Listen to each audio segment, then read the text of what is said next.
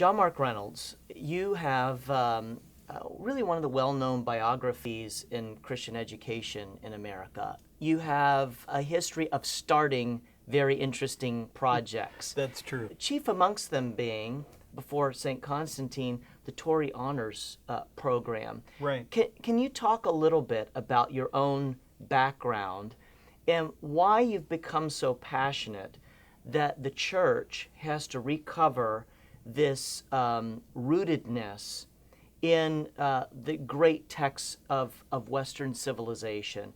So let me start by saying I'm a happy preacher's kid.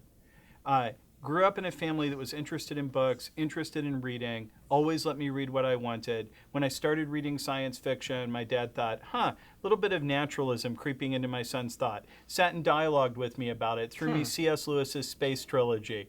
So why does anyone care that I was raised in a good household? Because I realized that what my dad had given me was a very similar education that C.S. Lewis had received.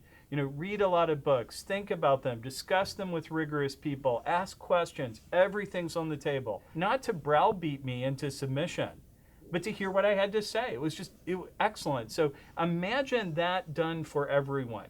The nice thing about the Tory type program is it was as much family as it was great texts, as it was big ideas. And the idea was, by the time you're done wrestling with Nietzsche, by the time you're done wrestling with Marx, you're no longer afraid of the local village atheist or even the Richard Dawkins. They just sound a little silly. Right.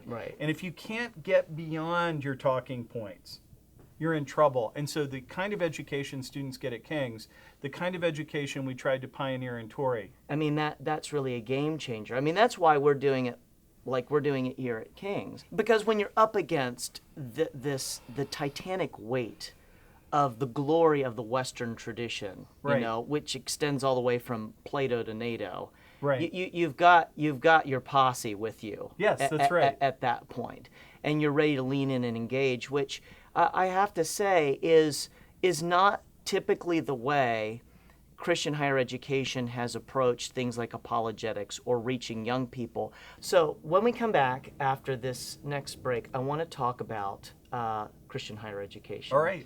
And do a SWOT analysis, the strengths, the weaknesses, the opportunities, and the threats. And we're about to win is the good news. Okay, good news. All right, after this.